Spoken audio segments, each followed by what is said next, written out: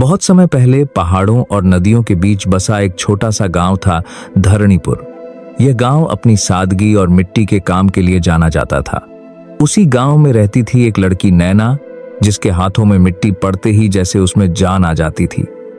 उसके पिता एक साधारण कुम्हार थे और हमेशा कहते थे कि मिट्टी को ताकत से नहीं, भरोसे से गढ़ा जाता है।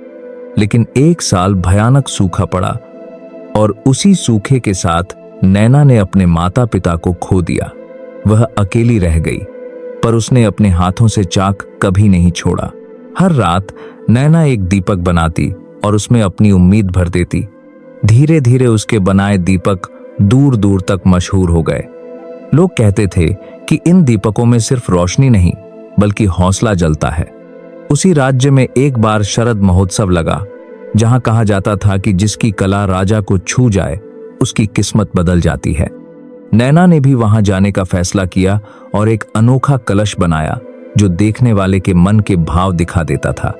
महोत्सव में एक साधारण कपड़ों में आया युवक उस कलश के सामने देर तक खड़ा रहा। उसने नैना से पूछा कि यह कलश इतना अलग क्यों है। नैना ने उत्तर दिया कि क्योंकि इसमें घमंड नहीं, सच्चाई टिकती है।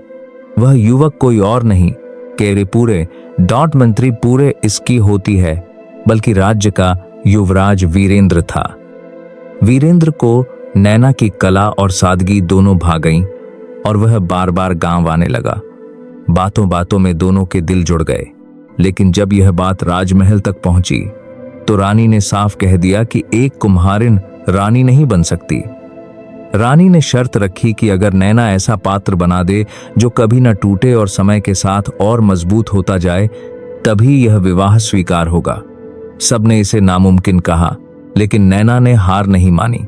वह बार बार असफल हुई।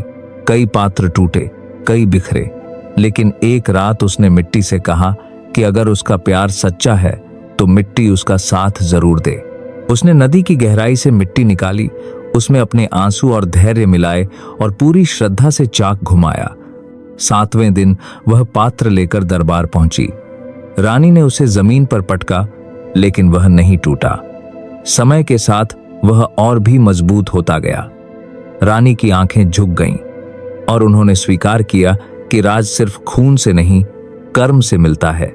नैना रानी बनी, लेकिन उसने सिर्फ सिंहासन नहीं संभाला, बल्कि सोच बदली।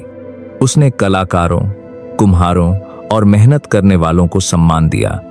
वीरेंद्र ने मुस्कुराकर कहा कि तुमने मिट्टी से सिर्फ पात्र नहीं, पूरा राज्य गढ़ दिया। आज भी धरणीपुर में कहा जाता है कि जहां प्यार और मेहनत मिल जाए, वहां मिट्टी भी ताज बन जाती है। अगर आपको यह कहानी पसंद आई हो तो वीडियो को लाइक करें, कमेंट में माटी की ताकत लिखें और चैनल को सब्सक्राइब जरूर करें।